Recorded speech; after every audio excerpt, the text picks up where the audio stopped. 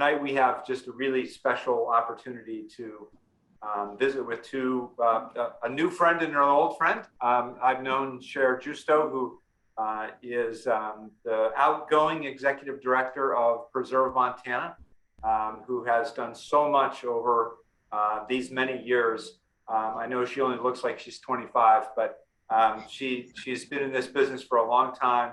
And whether you think about Uptown Butte or Virginia City or the Montana Historical Society, or you think about schoolhouses around Montana, Chere has been involved in all of that work from the 735-mile border-to-border, east to west here in Montana. We owe you, Chere, a debt of gratitude for all the work that you do. As you were looking at your screen, she is the young lady on your right with the polka dots. There will be a passing of the baton here at Preserve Montana. And Jennifer Buddenborg is the new incoming executive director of Preserve Montana, comes to us from Colorado, where she has both academic and lots of experiential work in the historic trust community for the National Trust. And as well, I think you have a master's degree in historic preservation from Cornell, I'm going to say. That's okay, right. Very good. So thank you both for being with us. They are coming live from downtown Kalispell, the offices of A&E Architecture. Jim McDonald and his team at A&E have been on the forefront of historic preservation in the park as well for many years, and we are very honored to be working with them as the official architects of record for the Burton K. Wheeler and Lulu Wheeler cabin restoration project, which is already well underway with kind of infrastructure work that the Conservancy and the park have been doing together over the last few years, and we hope will conclude next year and will involve Preserve Montana. So Chere and Jennifer, thanks so much for being with us today. Thank you, Doug. Thank you, Doug. We're delighted to be here, and hello to all the people out in the Conservancy Circle. So Chere, as you kind of think about passing the torch, it's got to be a little bit bittersweet to do that. You know, I have to say that I'm just excited for whatever happens in the next chapter for Preserve Montana. We've done so much over the 36 years that the organization's been in existence, and I got the great pleasure to do that for 21 years. I like to tell people it was a grand adventure, and it's a good time to do it. So I'm actually looking forward and thinking about what Jenny brings to the next chapter of this organization. And I'm actually really excited to see what happens next. And, you know, just to go out and remember some things that I put to the side all those years ago that I'd like to now focus on for my own reasons. So I'm not really too bitter. I'm mostly sweet.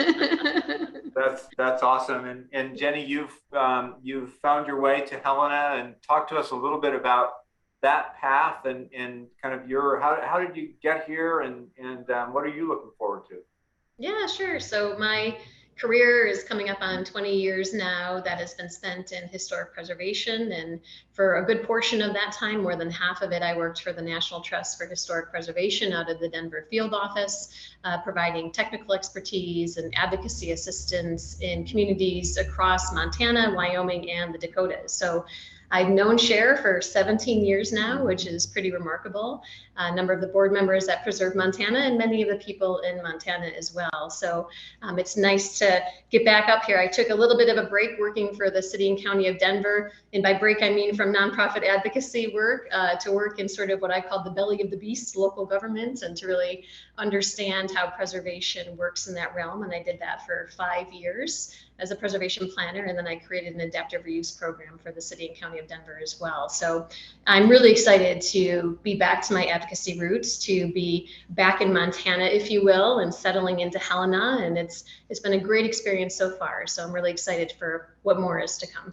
And I would just jump back in and say, you know, Jenny knows us. She knows Montana. She's worked with us for so long, and we couldn't have found anyone better. We're so fortunate that Jenny moved here to Montana to take the reins and make Montana her new home. Thank you, Chere. She's going to be Well, great. it's an exciting time too, right? It's as I spoke earlier, and I should probably introduce myself. I know that there are a bunch of Preserve Montana people who have joined us who might be wondering what this strange person is talking about. But I'm Doug Mitchell, and I have the privilege of serving as the executive director of the Glacier National Park Conservancy. And part of what we do, our mission is to preserve and protect the park for future generations. And part of that is the historic landscape of the park, whether that is the trail system or whether that's a Sperry Chalet, which was obviously a keystone project early in my career here at the Conservancy. So it's really fun to be able to do that. And it's kind of an exciting time, Jenny, right, to be taking over. We have this new Montana Historic Preservation Grant Program that over the last just 2 cycles has put nearly $20 million into historic preservation. We're about to reopen the Montana Historical Society, the Historical Center it's got to be neat to be able to kind of be coming in at that time. Yeah, absolutely. I mean, I think, and Chere's been a big part of this, and Preserve Montana, and building up those resources and bringing preservation to the fore. Preserve Montana and Chere were really behind the creation of that preservation fund at the state level, and we'll talk a little bit about that here today. And you guys are in a phase of growth as well, and your communities are facing new things, and balancing that, with preservation, I think, is an important conversation. And we had a nice meet and greet here this evening at A&E Design in Kalispell, and that came up quite a bit with a number of people who were here to visit with us. So lots of amazing things happening in the preservation world, changing landscapes. So yeah, it's very exciting to be here and to be a part of this moving forward. Yeah, no, it's super exciting. And you guys were really kind to put together a special presentation for us tonight. So without further ado, I'm gonna share my screen. But before I do that, I'm just gonna remind folks, please ask lots of questions. This is your opportunity to talk to these really smart people who work all over the state. Don't worry if your question's not about Glacier. Pick their brains about things that are important to you, things in your community. Good evening, everybody. Thanks for joining us tonight. We're really excited to be here with you to share our historic preservation efforts and those of the people that we've been working with for the many years with Preserve Montana, specifically in Glacier National Park and the Flathead region. So we've got some really great things to get out there with you guys to see what we've been up to in the past, and as Doug had said, currently, and then also moving forward in the future. And a big thank you to the Conservancy for hosting us this evening. This is a real treat, and also A&E Design for letting us sit in their conference room and use their space for the evening. Together, Chere and I are going to share the work of Preserve Montana with you here tonight. We're going to do a little bit of back and forth. I'll cover the intro and tie us up at the end, and then Chere's going to provide all the good points in between. So who is Preserve Montana? Hopefully some of you guys are familiar with our work already. We're Montana's statewide nonprofit organization with a mission to save and protect the historic places, traditional landscapes, and cultural heritage of the Treasure State. We've been doing this work for nearly 40 years, as we've already shared, collaborating with volunteers, with partners, with donors, and other supporters. And together, we have collectively preserved what makes Montana, Montana. A good portion of that work has taken place in Glacier National Park in the Flathead region, and we're really excited to share that with you guys tonight. So we carry out the mission of Preserve Montana through 4 main programs that you guys can see here on the screen. So education and outreach. This is a program like our Explore Montana app, and hopefully some of you guys have been able to utilize that, which provides a guide to Montana's rural heritage. So it tracks and provides historical information about places, rural places primarily across the state. We also do documentation, things like inventorying the schoolhouses throughout Montana. To date, we've identified more than 800 rural schoolhouses through our Big Sky Schoolhouse Survey. Really important work for us to understand what we actually have out there so we can actually preserve and continue to use it moving forward.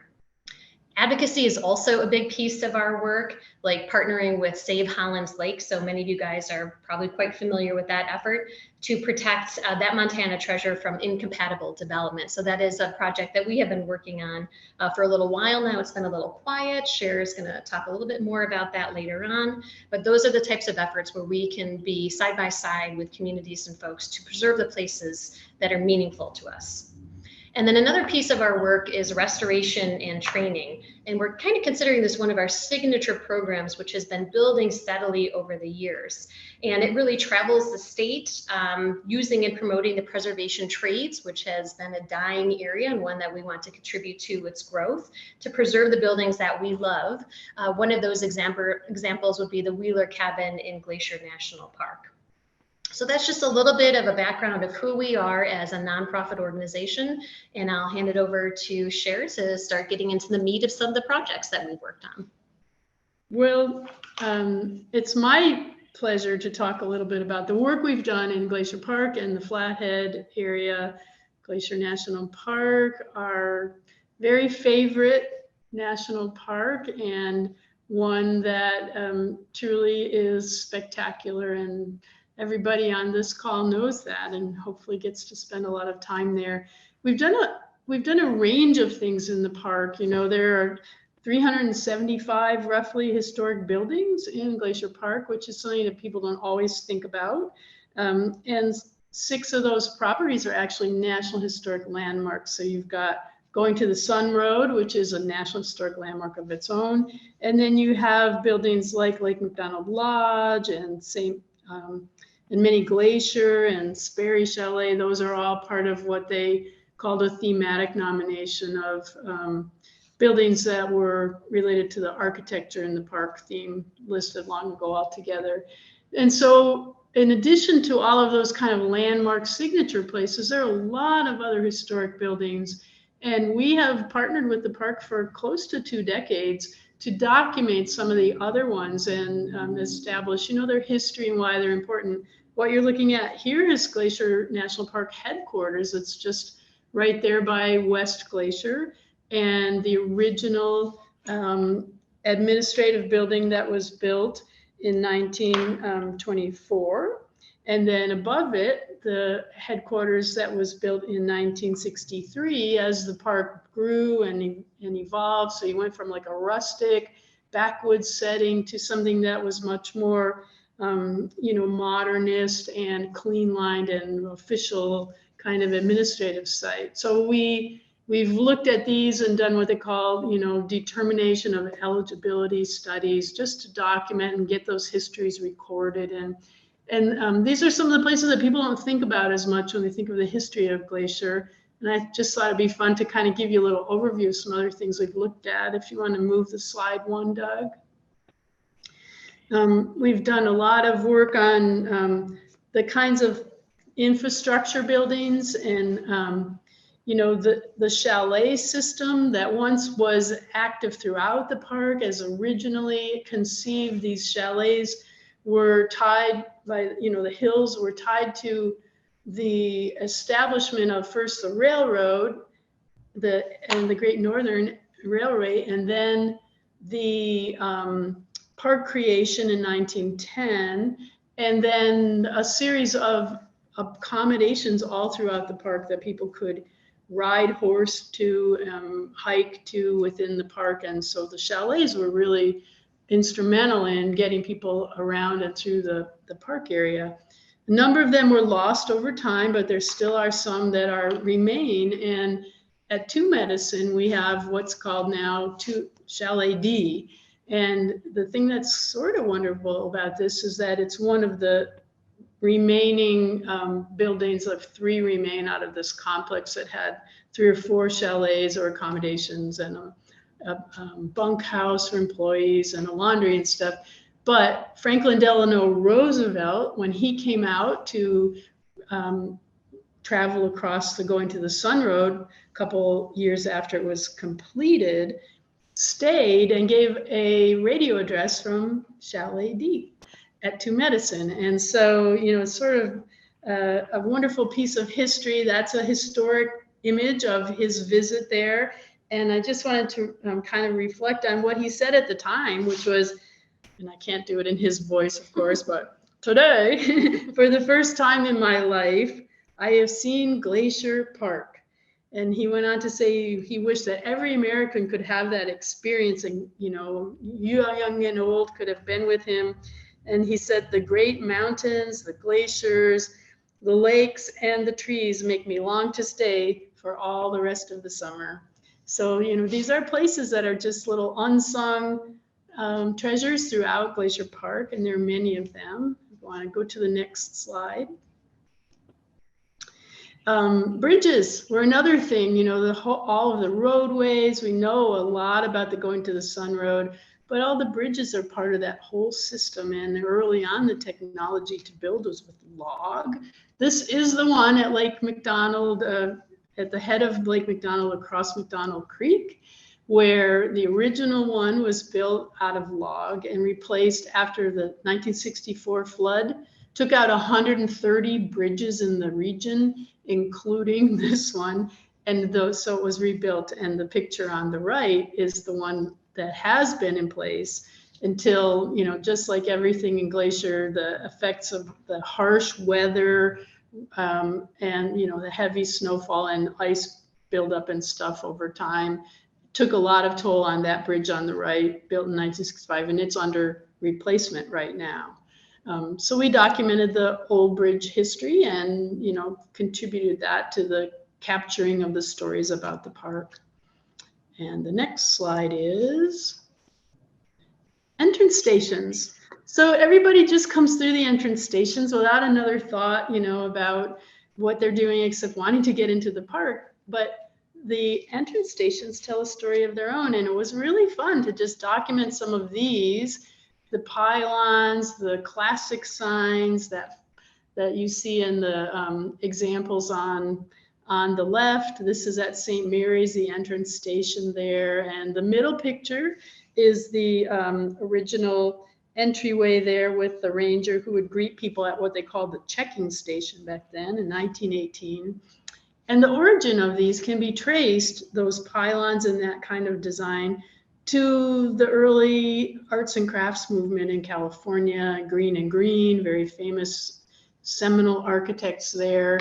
And this is the entryway to the development that they made there at Oaklawn. And, you can see the patterning, the architectural patterning that was picked up out of that era and then replicated in the parks. And so it's a wonderful kind of connection to be made across time with the design techniques and sensibilities that were being used throughout the era of park development. Next, we have the other kinds of things that we've done in the area. So we partnered with the park and with the Conservancy and Montana State Parks and a whole range of other partners, the U.S. Forest Service in Region 1 and the Flathead, to do what we call our Montana Preservation Roadshow. Did it every couple of years, and this is 2018, right before the pandemic. We did a tour that started in a trip to Wild Horse Island.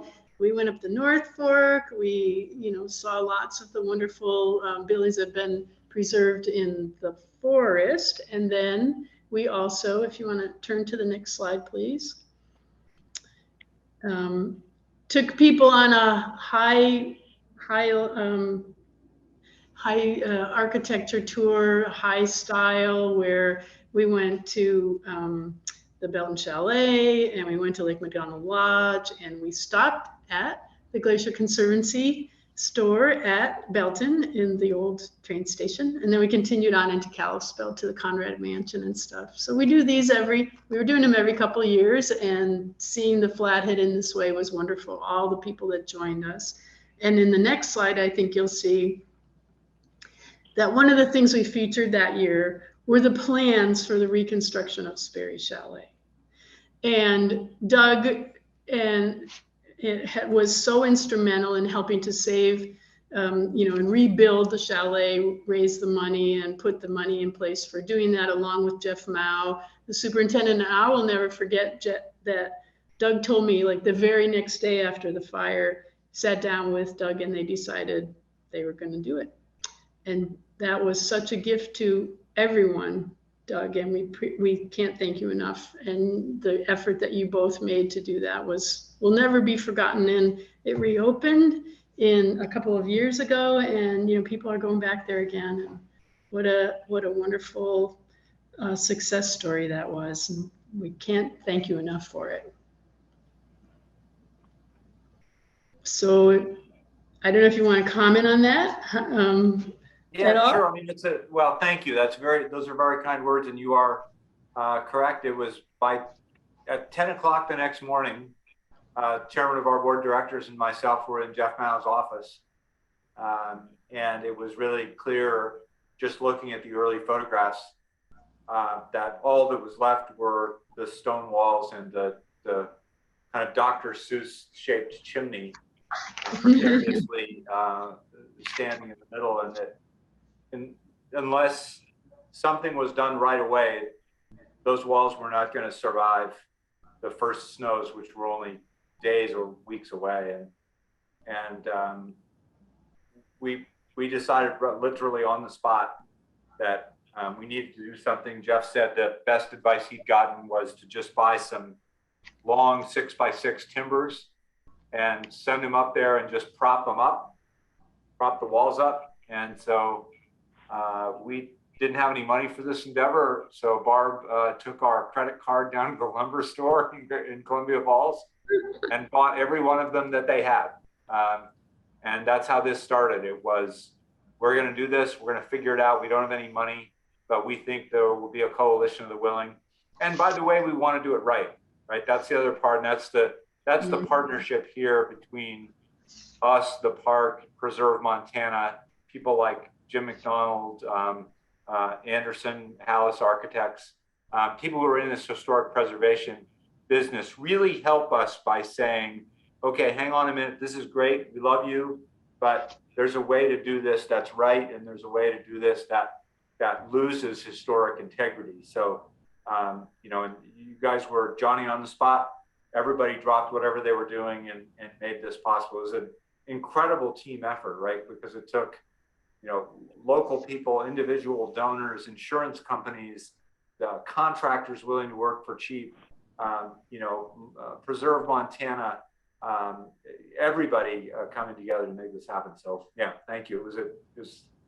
For me, it was clearly a lifetime achievement. Yeah, much loved by people across the world, and and still today. So on that line, I'd just like to move to the way that we work with places at risk. And this is the Porter Barn, which some of you will be familiar with, over by Summers on U.S. Fish and Wildlife Refuge area, still standing in hopes to see it preserved. We've done some work with them to put the studies in place to hopefully make it possible when funding is available.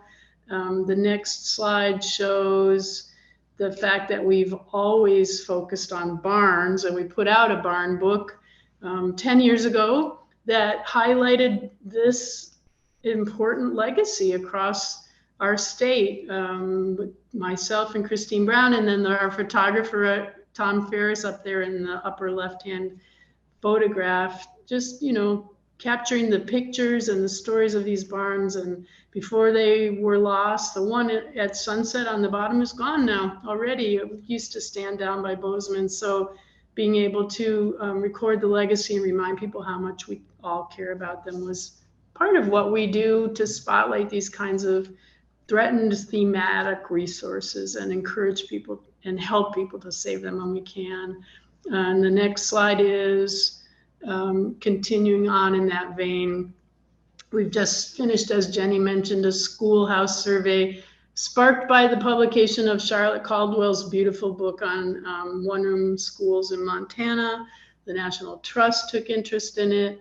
We just finished a 7-year project to record every standing schoolhouse in the state. The one that's featured in this photograph, the Placer School, has actually now been restored. I don't have the after photo, but our restoration crew, led by Mary Webb, put a new roof on it, rebuilt all the windows with the kids from the Townsend High School, restored all of it. We stabilized all the stone walls, and it's back snug and tight against the weather. So that's the kind of dedication that's needed sometimes to save these buildings, but it's worth it. And the next one is just a picture telling about that school survey. It was powered by students and volunteers and overseen by our able staff, Christine Brown and Maddie Westrom. And yeah, it's just been a wonderful effort on the part of everyone to find them all and take pictures and record them. And most recently, our longtime volunteers, Martha and Jim, and a photographer from Roundup, David Jones, have shared pictures back and forth and made it possible to finish it up.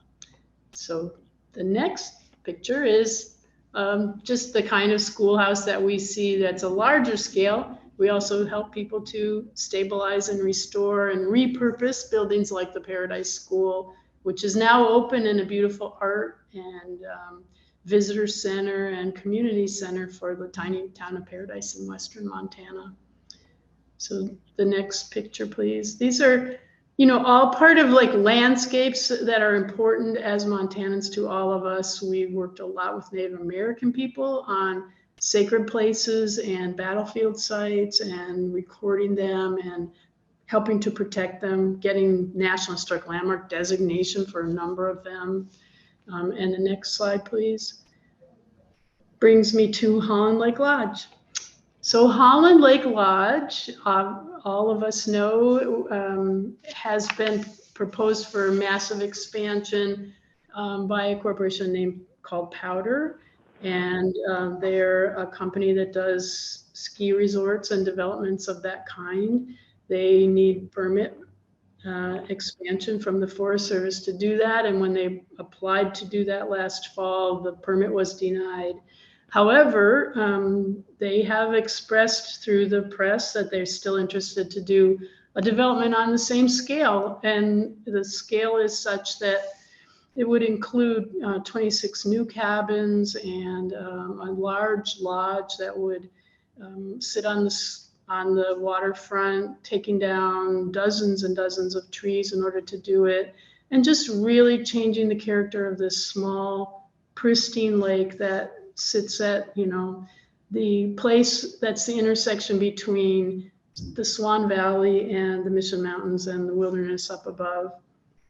It's a beautiful setting, and our role in advocating for this special place has to do with the lodge itself and the resource itself, because it is a historic set of buildings that we have integrity and need to be respected and hopefully improved and stabilized, but certainly not demolished and overwhelmed by an enormous new development. And then the second slide is the fact that in addition to the lodge, oops, if you'd like to back up one, it's the landscape. It's this cultural landscape that everyone in Montana has shared forever. So, you know, that legacy of the way we live as Montanans, hunting and fishing and camping and picking huckleberries and being in the environment and loving the fact that we live in such a wild place,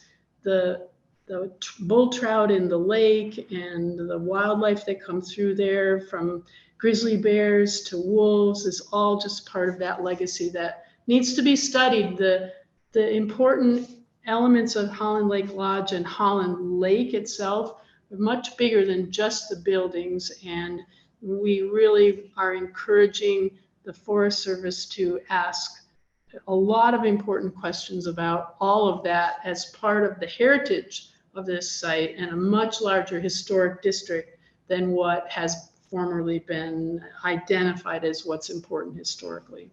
So we look forward to more conversations about this, and we truly hope that in the end, the place itself will convince the people who are making the decisions and applying for this new kind of use at the lake, that whatever happens going forward should really be in balance with what's there now and the naturalness of this whole place. Next. So just the last thing that I'd like to reflect on before I hand this back to Jenny is that we've done a lot of work in Virginia City, and we do a lot of work with themes of history that have been overlooked. And in Virginia City, there are outstanding properties that are related to African-American pioneers on the mining frontiers. And we've been doing a wonderful project down there to bring that legacy to life and to really illuminate the important role that African-American people had early on in Montana.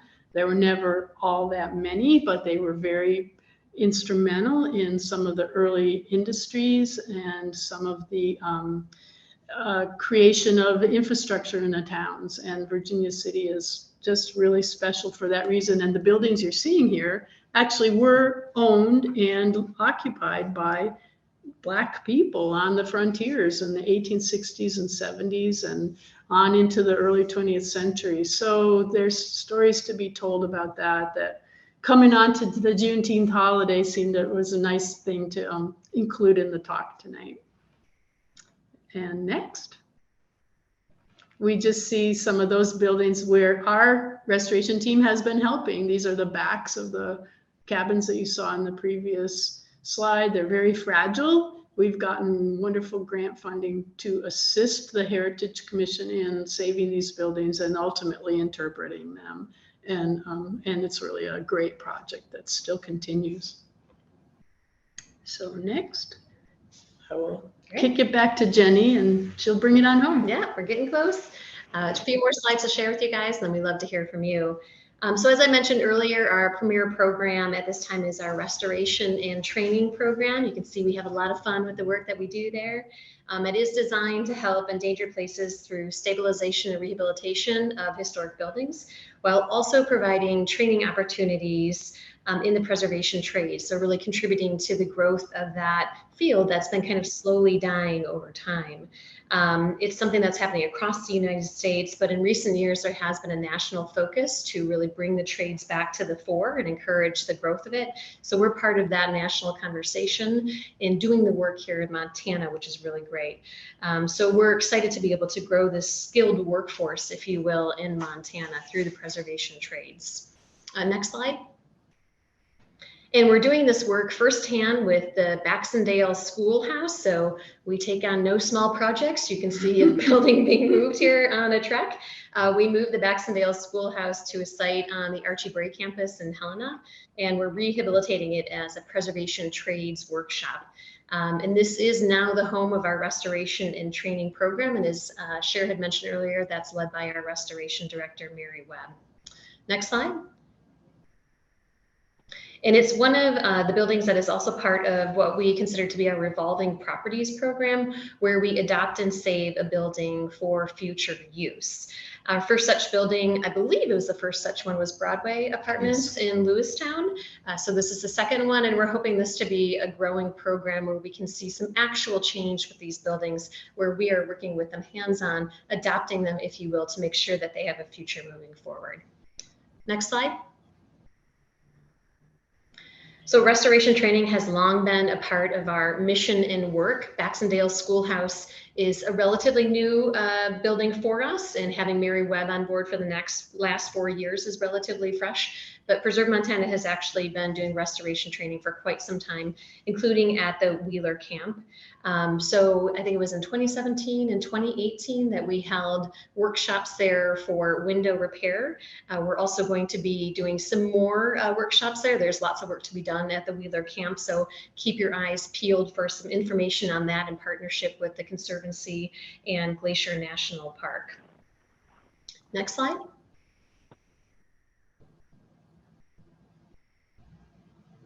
Oh, looks like it might be stuck. There we go. Ooh, bopping all over. Another project that we're looking at as well in partnership with the Conservancy is the Belly River Ranger Station. So another project that could be part of our restoration and training program. You guys are very familiar with Glacier National Park. There are a lot of amazing historic properties there, a lot of amazing historic properties in need. So there's no shortage of work for us to partner with the Conservancy and the park on those. Next slide. And then advocacy is a big piece of the work that we do. And as we had talked earlier, there have been a lot of components of advocacy where Preserve Montana has been at the forefront of establishing tools and resources that support preservation projects across the state. Like, as Doug had mentioned earlier, the Montana Historic Preservation Grant Program that was created in 2019 to fund bricks and mortar construction projects for historic properties across Montana. This fund is awarded every 2 years, and this year there was a set of awards that were put out by the state legislature, and they supported roughly 40 projects equaling almost $11 million. So this is a really important tool for historic preservation. Montana is very fortunate to have this available for our work. And Preserve Montana advocated for this. Chere, I mean, this was a big part of her work. Big shoes to fill, guys. But it was her baby, and it was a big and amazing program that she was able to push forward with other partner support.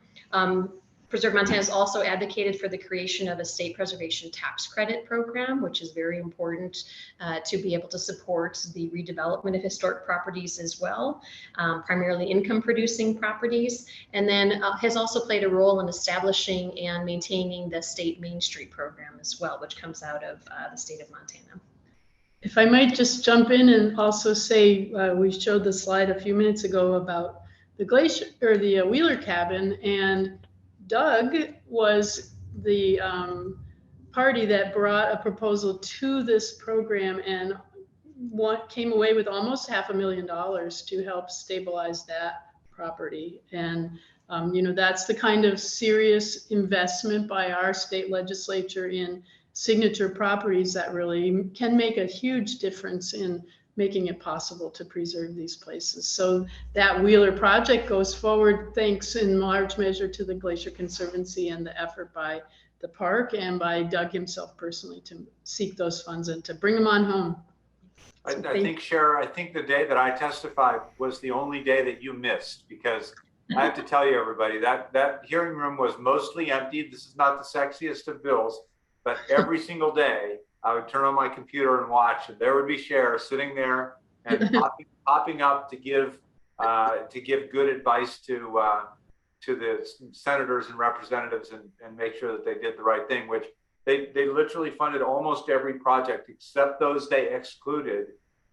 Chere helped eke out, I think it started at 8 million, then it went to 9 million, then I think they found another million, and I think then Mike Cuff needed some money, so it ended up being 11. But really, that only happens in Helena if somebody is being a great steward and is in the room. And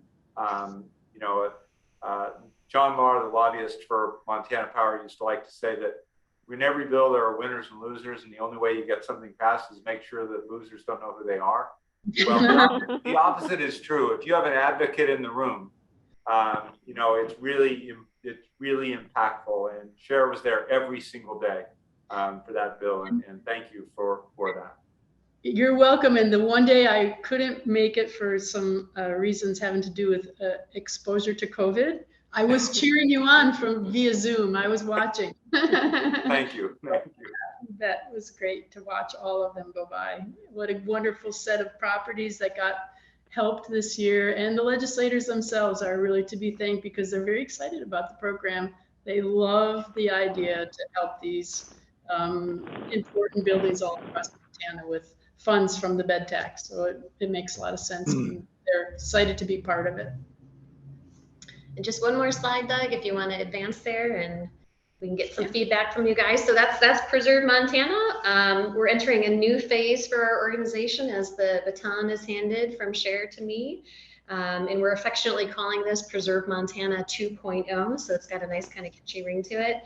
And as we develop our new vision for our organization, we'd really love to hear from you about how Preserve Montana can protect and celebrate the historic places, traditional landscapes, and cultural heritage in your community and across Montana. So that last slide, I don't know if you can pop that back up real quickly. There is a link on there for folks to be able to access, so you guys can share your thoughts about what historic preservation means to you in your community and across Montana. So there's one more before that. So we would love it if you guys would visit this URL here and provide us your thoughts. We want to make sure that Preserve Montana is relevant and it really is serving the communities of Montana and saving the historic places and spaces that we love. So thank you guys so much. Well, I will tell you, since you started, we've already had 2 people download the app and, and recommend it to everyone else that they do so. So, that's just awesome. Wow. That is really incredible. Thanks so much for putting that together for us. I know it takes a lot of work to do that. It was neat to kind of connect all those dots. We are going to be doing a little giveaway. Only in this group would a official historic architecture report be something that people would want. But this is one of 75 copies that were printed of the official Glacier National Park historic report about Sperry, and I have 2 of them left. One of them is going to Preserve Montana, and one of them is going to one of you tonight. And with that, Amy, I know you've got some questions, so I'll hand it off to you. I do have a few questions here, and it was Margaret and Carl who downloaded the app, and both had great things to say. So I'm intrigued by that as well. Let's see. Oh, and Doug, in case people aren't following the chat, Doug Mitchell wouldn't be Doug Mitchell if he didn't make a book recommendation. So he highly recommends the book Black Montana, a well-researched book on Montana's history. So there's your book recommendation for the night. Do you remember the author, Chere? Yeah, it's Anthony Wood. Yeah, really well researched. Newish book, maybe last year. A couple of years ago, but yeah, he did it in part based on research that he did when he was interning, and then went on beyond that with the State Historic Preservation Office. They've really championed a lot of research on Black history in Montana. So our first question comes from Margaret, and she wondered, would any preservative or paint have been put on the cabin, like the one pictures in Virginia City, at the time that they were being built? And if not, she's guessing that they started to deteriorate pretty rapidly. Yeah, well, actually, that's a question that we could have help with from our restoration director. A lot of early paints were made out of linseed oil, and the linseed oil helped to seal the wood. But a lot of the buildings in Virginia City haven't been seen a touch of paint for decades and decades. Yeah. At this point in time, you know, part of the challenge about deciding how to preserve the buildings is also trying to peel back the layers to understand how they were treated in the first place, and then trying to honor that and bring that back, rather than like using modern materials, modern paints with synthetics and that kind of thing. In those Cogswell Taylor buildings, as they're called, the 2 cabins side by side, one of the challenges is just on the interiors to figure out what the original walls were covered with, because there's so many different, there's wood shingles that somebody threw in, there's cardboard, there's different kinds of wallpaper, there's muslin, you know, all different things. So determining kind of what the most authentic look would have been for the time period when people were living there is important, because you want to give a picture of what people's lives were like, not sort of an after the fact deteriorated building. At one time, people were proud to live there, and they had curtains and, you know, furniture, and they lived a good life there. So that's the kind of interpretation we'd hope to help them bring back. That's really interesting. The next 2 questions are both from Brent, and I'm wondering if Brent would want to unmute and ask his questions, since he has a couple. You don't want to, Brent, that's okay too. Hi, I can do that. Can you hear me all right? We can. Thanks, Brent. Thank you. I don't want to show my face. No worries. No worries. Up there on Mount Overland last year. So my question was, thank you ladies for your presentation. It's been really good, and I have great interest in both Montana, Wyoming, and South Dakota, and I live in Oregon. But with that said, with the current projected population growth rate for Montana, what is the greatest threat to preserving these historic places and sites? Besides time, is it the expansion of neighborhoods and cities and towns, or is it corporate encroachment for resorts and recreation sites? It's a great question. Or is it all? Or is it all of the above? Is that what you said? Yeah, I mean, I just moved up here a month and a half ago. I have a bit of a history in Montana, but I have been watching the growth of the state, and actually did a conference presentation last fall and was looking at growth projections in Montana, and Kalispell, where we are currently located, was the fastest growing city in Montana at that time. So personally, for me, having a background in city government in another quickly growing city, a much bigger urban city, balancing historic preservation with development is a real thing. I'm just starting to get around the state to see how that growth is really impacting cities and towns and places in Montana. But even this evening for our meet and greet in Kalispell, it was brought up by a number of folks that they're starting to feel the strain. Not only people who sit on city council, but residents of Kalispell. And what does that mean for the future of their community and the character of their community? I think it seems like it's kind of all of the above in a way, right? We're seeing cities and towns, trying to understand how to balance this development, but we're also seeing landscapes, dealing with it as well. I'm sure, I don't know if you would add anything more to that. Well, yes, and I think, the reality right now is that every community in Montana is facing a challenge about housing and accommodating an influx of population and an interest to be here and to join us. And, it's a very delicate balance that any town council has to try and meet with, the effort to preserve the character and the backbone and the fabric of their community, where all the people live that, have been there traditionally for a long time, and then accommodate the fact that, other people need places to live and working people need affordable places to live. So the big challenges, and there was a lot of conversation around that during the legislative session, but there's, I think, even more of that happening in every community and every local government these days. And I don't know that anybody's got a really good answer at this time.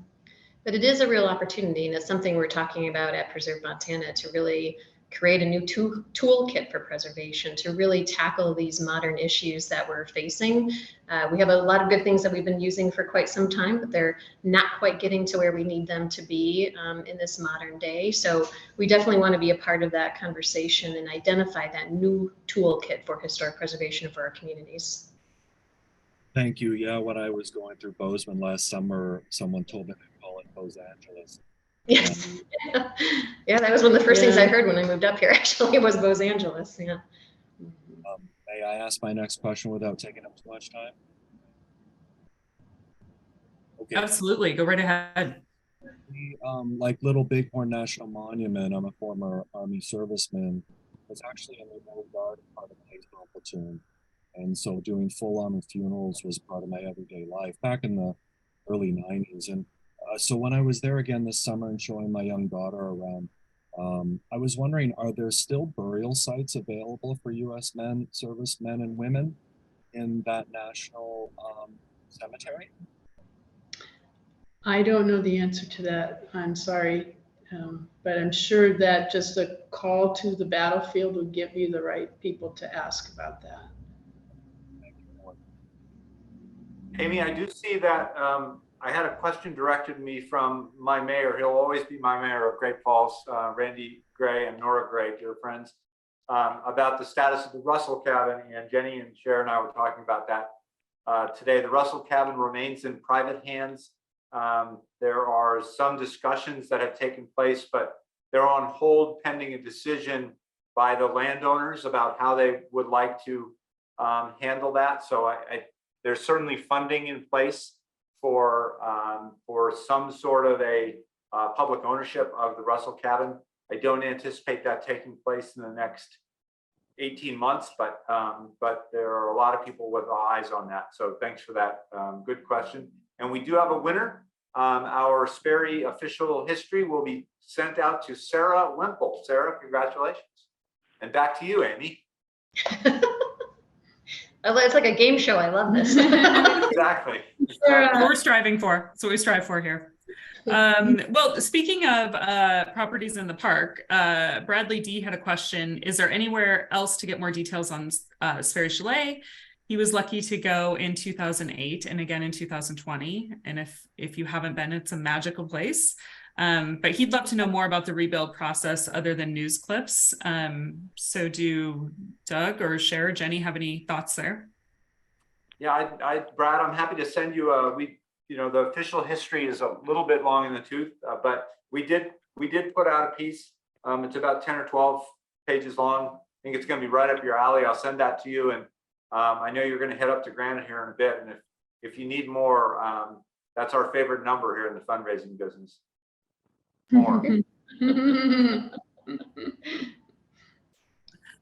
And I noticed that we have some folks on, or at least somebody on from Save Holland Lake, who made a lengthy comment and question. Do you want to unmute, sir, and share? I'm unmuted. This is Bill Lombardi in Sealy Lake. Hi, Doug and Chere. Hello. Thanks for all you're doing. And I just want to say the Montana Land Reliance, which is doing great things in conservation easements, and Doug's worked with them before. Chris Montag and Kendall Van Dyke and Shane Colton say hi, and Jim Messina was there too. So they all say hi. Thanks for all that you're doing, and Chere too, and Preserve Montana for being our fiscal agent and helping to protect Holland Lake. And I think the questions here, especially around recreation and tourism, and the critical questions about growth in the state are really pertinent, because what we're seeing is an influx, especially after COVID, of a lot of visitors, and they've gone to the system in Glacier now to get into the park. But the key part is I've been advocating for economists and the Institute for Tourism and Recreation at the University of Montana, not only to document the benefits of tourism and recreation, but to look at the costs. So we have a real cost benefit analysis of what's going on there, not only for our natural infrastructure too, and our ecosystem. So that's what we're seeing with Holland Lake. It's really a commercialization of our public lands. So we've really got to be careful about that. So, but what has happened is that Americans raised their voice. 6,500, 7,000 people commented in less than a month. 99% of those folks were opposed. And so the people spoke and elected officials listened. And we just saw recently that the Flathead National Forest Service supervisor was just transferred to the Region 1 office. And this isn't about politics, this is about people in place. So I would urge all the folks on this call, and thanks for doing this, is to be active and be advocates for the place that you live in, because it really does, your voice really does matter. I've been working with people now that I never knew 6 months ago, and the Republicans, Democrats, it doesn't matter who you are, they care about Montana and they care about this place. So thanks again for what you're doing, and we look forward to working with you in the future. Thanks, Bill. Thanks, Bill. Thank you, Bill. You know, I would just follow up by saying there's a reason why we all adopted that phrase that we're the last best place. And Swan Valley was one of the very last to, you know, really open up with a paved road through that whole valley, and the chain of lakes through there, and the access from Holland Lake up into the wilderness area is just something unrivaled in so many other places in this world. And it's important to preserve them for conservation values, and it's also important to preserve them for the human history and cultural importance of what those represent to us as community and as a nation. And I think, you know, we are grateful for all the partnership, everyone around this issue, and you know, the questions of how Holland Lake will be for our children and grandchildren. It's important to talk about it now and get it right. And just if I could add one last thing, we talked to the tribal council, Phyllis Kootenai, and the tribal chairman said something, one quote, "They're not making any more Swan Valley." So protecting the integrity of that place is so important. Yeah. Thank you. Thank you. So Amy, I think we have maybe one final question about Isaac Walton, and which is timely. Perfect. Yeah, this is Margaret again, asking if you're taking any interest in the developments with the Isaac Walton Inn. She says she's feeling a bit helpless watching the auction and refurbishment plans for such a historical treasure. We did just, we were able to meet with Doug a little bit earlier today and get some updates on properties in Glacier National Park. So we got the latest on Isaac Walton, and it is one that has been on our radar, although we haven't been active with it quite yet. So we were just gathering information today, but definitely hear you with what the future might hold for that property. I actually, when I came here this last fall and went up to Glacier, that's where I stayed. So I got to experience it firsthand, which was really amazing. And I understand it is going to be a pretty big transformation inside of the property. I don't know, Chere, if you would add anything else to that. Well, you know, just that I think there are a lot of these kinds of places that we've all gone to as Montanans for years, for generations. We've had our special family events there, you know, consecutive numbers of people and events have happened in these places. And it's hard to keep up in some ways with investors coming in with sort of a new vision about making things more contemporary or meeting certain kinds of expectations from the traveling public. And, you know, Isaac Walton Inn has been one of those places, those legacy places that we're hoping in whatever these new owners do, that they will honor the integrity of that place and remember the history. But no, we haven't been as involved in it as we might in the future. Well, it's been such a treat to have you guys with us tonight. This hour has gone by quickly. Thank you for traveling up to the Flathead and for spending an evening away from friends and family to be with us and to talk about our passion for Glacier National Park. And I often, when I speak to Rotary clubs and people have that glazed look, I tell them that, you know, we're the best Flathead Valley nonprofit that no one's ever heard of. And I think that similarly, too few people understand the important life-changing work that Preserve Montana does. So I really encourage folks to bookmark Preserve Montana on your webpage, to download the app, to support them if you can. This is really, really important work that we do together as partners, and we are better moving forward together. We're stronger that way, and I'm just so proud to be a very small part of the important work that they do. And Chere and Jenny, thanks so much. We'll look forward to seeing you soon. And to the group assembled tonight, thank you for sharing an evening with us as well. And thank you for your support. Keep your eye out on the Wheeler Cabin. There's going to be a lot happening.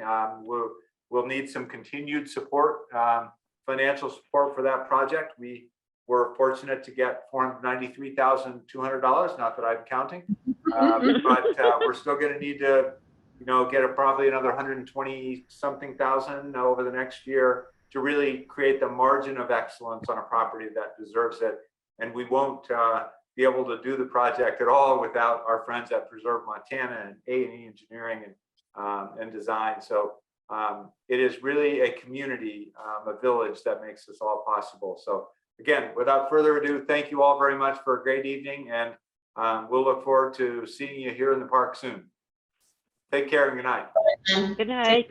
Great to be Thank here. you, everyone.